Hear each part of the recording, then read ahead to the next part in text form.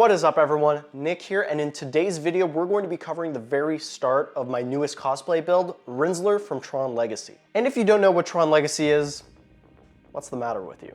Okay, in all seriousness, TRON Legacy is maybe one of the most underrated sci-fi movies of all time. It's the sequel to 1982's TRON starring Jeff Bridges. And I highly recommend you go watch it before continuing the rest of this video. Or you know, you keep watching this video and you keep watching the rest of my videos playing in the background while you go watch TRON Legacy. Now that's the way to do it. It features absolutely stunning visuals and maybe one of the best soundtracks I have personally ever heard, so I definitely recommend you check it out. Point being, I really like this movie, so I'm going to cosplay one of the characters from the movie. And in this case, I'm going to be cosplaying one of the baddies, Rinzler. So now I'm going to give you guys a quick crash course on how Quantum Creation FX actually produced the costumes for the production of the movie. There's an LA Times article and a Popular Mechanics article from 2010, which pretty much covers everything you need to know about how these suits were made. So I'll be leaving a link in the description to those articles. So essentially, they took the designs of the characters and digitally sculpted them in ZBrush with the help of 3D scans of all the actors. And then those 3D models were brought into the real world by CNC machining giant blocks of foam. And those foam sculpts were what were used to actually create the molds and casts of all the costumes in foam latex. Now you might be wondering, why am I explaining all of this? Well, that's because this project is going to be using very similar production methods. The main difference is we're not going to be creating a 3D model from scratch. We're actually going to be repurposing an existing 3D model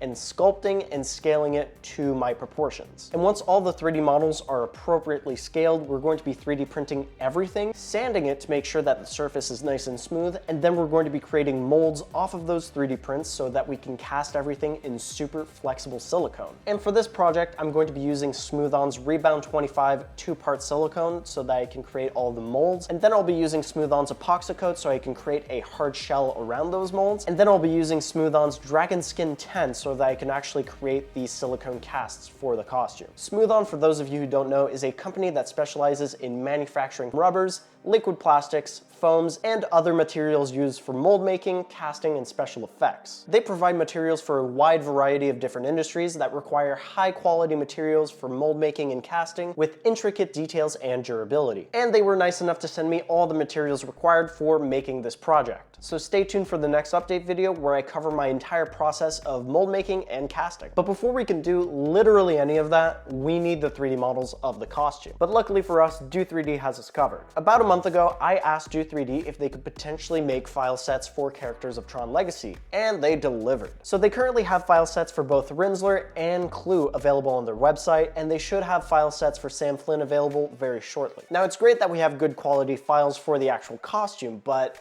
how are we gonna make it fit my body? Now, I could use the same methods that I've used previously in my Mark 42 helmet build series, but it still leaves a little bit of guesswork and it's not as precise as I actually need, because remember, these costumes are skin tight. Thankfully, Creality has just the thing we need to make this work. For this project, I'm going to be using Creality's CR Scan Ferret Pro to do a 3D scan of myself. That way I can scale and mold the armor to my exact proportions. That way I can make a perfectly form-fitting costume once I've cast everything in silicone. I actually just received my package from Creality, so let me move all of this aside and let's check out what's in the box. And with me is the Creality CR Scan Ferret Pro. So we're gonna crack this open and see what's inside.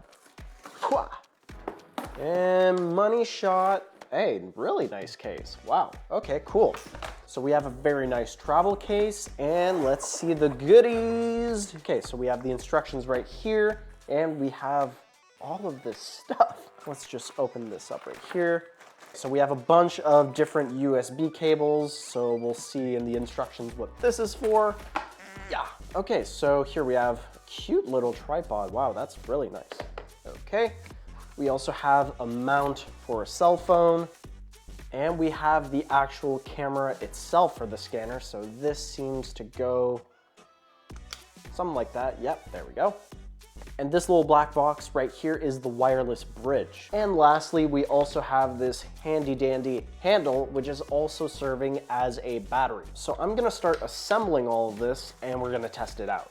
So the Ferret Pro comes packaged with a bunch of features, namely anti-shake tracking. So that means that regardless of how shaky or unstable your hands might be, like mine after way too much coffee in the morning, the scanner's one-shot 3D imaging technology will greatly improve the success rate of your 3D scanning. And on top of that, the Ferret Pro includes an ASIC chip specifically designed for 3D scanning, which not only allows for incredible accuracy up to 0.1 millimeters, but it can also allow for you to 3D scan quickly. And speaking of speed, this Wi-Fi 6 high-speed wireless bridge allows for super smooth and super quick transmission of data between your 3D scanner and whatever wireless device you're using, be it your phone or your laptop. Now, with regards to the actual 3D scanner, it allows you to scan wherever and however you like. For example, the Ferret Pro is capable of taking scans outside thanks to its environmental adaptability, and it can even take 3D scans of black objects without any sort of special coating or sprays. For example, I was able to take a full 3D scan of myself while wearing all black. I had black shorts on, I had black spandex, I was just covered in black head to toe, even my sneakers were black. And it was able to capture all the details of my body without any issues whatsoever. And if that weren't enough for you, the Ferret Pro is capable of 24-bit full color 3D scanning, which means you can take a 3D scan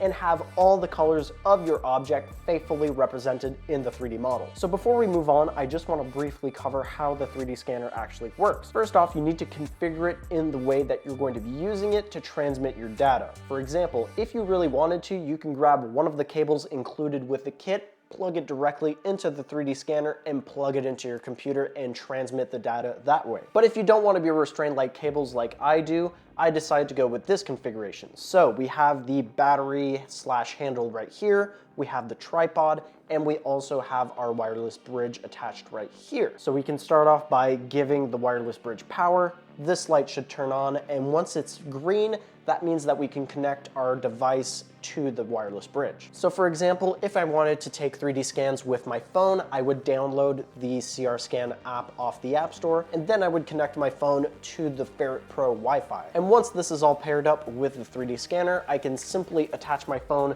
to the 3D scanner and I can get a view from my screen to what the 3D scanner is seeing, so I can get really good scans and really accurate scans. And from there, it's just following the instructions on the app itself. It will give you a list of different parameters you would want for your specific 3D scan, if you're scanning a person, if you're scanning a head, if you're scanning an object, what size object. All of this is configurable before you start 3D scanning. And once you start 3D scanning, the app will let you know if you're too close or too far from your object. That way you can adjust. And once you've 3D scanned your object, you can simply take all the information you've collected from your phone onto your computer and start editing the 3D scan. For instance, with the help of my dad, I was able to get multiple 3D scans from multiple different angles of my body. And then I imported all the data from my phone onto CR Studio, and I was able to fuse all the different 3D scans into one cohesive 3D scan. And now I have a dimensionally accurate 3D model of myself that I can use to scale props and armor. So if you're interested in buying your very own CR Scan Ferret Pro, I'll leave links in the description to where you can purchase it, as well as the coupon code Ferret Pro for $50 off your order. But this deal is only available until February 29th, so make sure that you take advantage of it while you still can. And now all we have left to do is import the 3D model of my scan into Blender, as well as the files by Do3D, and start scaling.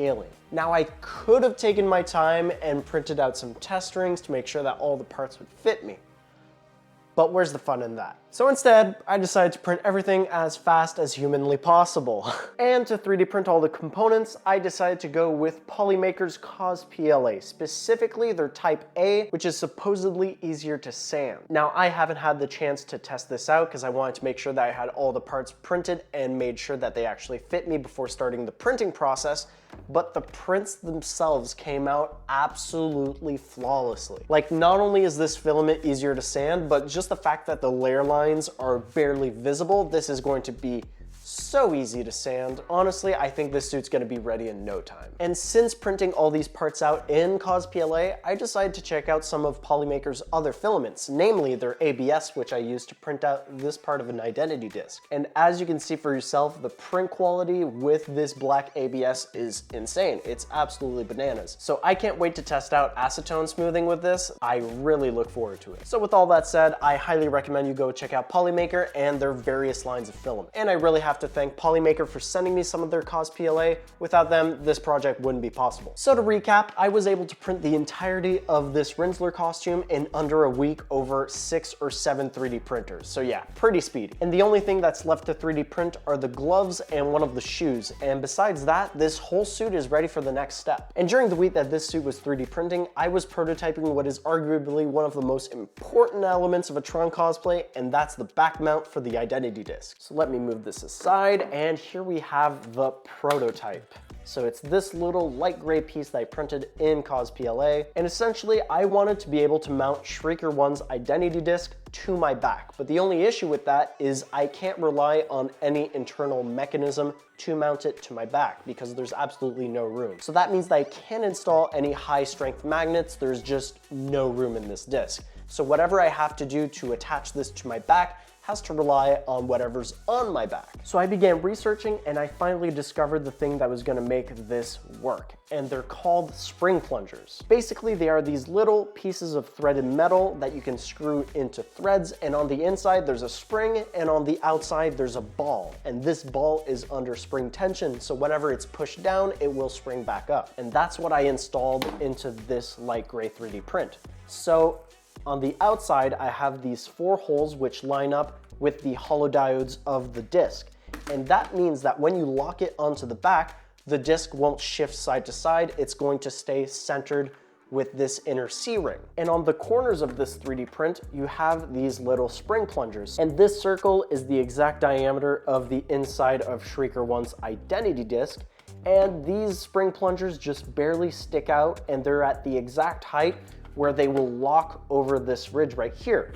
So let's say I grab this, I grab my identity disc, and I press it down, it locks into place. Now I don't have the hollow diodes on this disc in particular, so it does shift around. It holds on very well. It doesn't want to fall off. However, I will need to use some stronger spring plungers because if I were to use my resin printed one, the resin printed disc is just way too heavy and it doesn't want to hold on. So this is going to need some slight adjustments, but I'm really confident that this is going to work. And when it does, I will be releasing the files. So once I have all of this figured out, I'll probably include a magnetic panel that can be removed and you'll have access to all this inner space. Personally, I'm going to have a Profi board in here to control all the lights in the suit because that will allow me to change the colors. So I'll be able to have orange for Rinzler and a light bluish white for Tron. And on top of that, I'll have the batteries to power everything, maybe even a speaker and a kill switch to be able to turn the system on and off. So I really look forward to prototyping this some more. I have some stronger spring plungers on the way, so I really look forward to that.